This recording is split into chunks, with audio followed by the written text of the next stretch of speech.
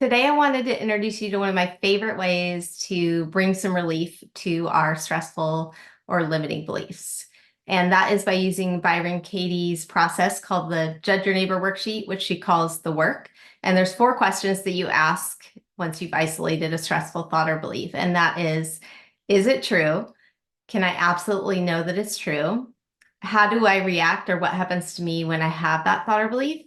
And who would I be in this moment without this thought or belief?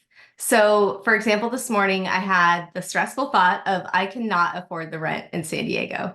And so I, stressed about that for a little while. And then I brought it to the work, the process to ask myself, is it true?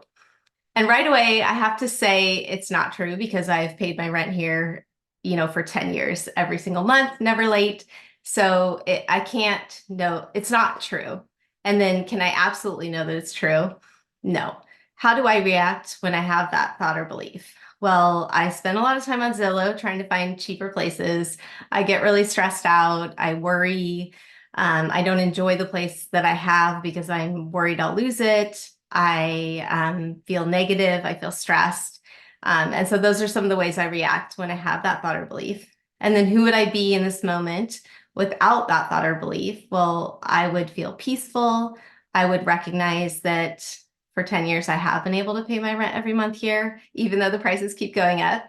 That I would be able to enjoy the place that I'm in, like my cute home office and, room for my kids to visit and all the amazingness about the place that I'm in right now and how amazing it is I've been able to pay the rent all these years and just how I've always had everything I needed. I would feel more of a sense of trust and faith, and I would spend less time looking around with a scarcity mindset of like, what is the cheapest place around here I could afford?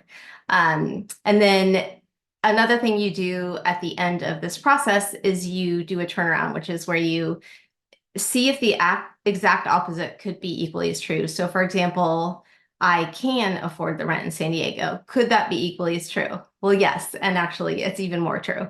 And so that is just a lighthearted example of how you can use that process to investigate your painful or stressful thoughts. Some people have thoughts about, like my friend is mad at me, or this person doesn't love me, or my kids don't listen to me. And we can get like really worked up thinking these things without actually stopping to see if it's true. Does my son listen to me? What is my proof that he doesn't? And what is the proof that he does? And just sort of like not attaching to our thoughts and beliefs that pop into our head from our creative mind who is always making stories, and just taking a moment to actually pause and see if the thing we're worried about is actually even true before we react to it. And then seeing how it impacts us, the way that we show up when we have that thought or belief versus who we would be in the same exact moment without that thought or belief.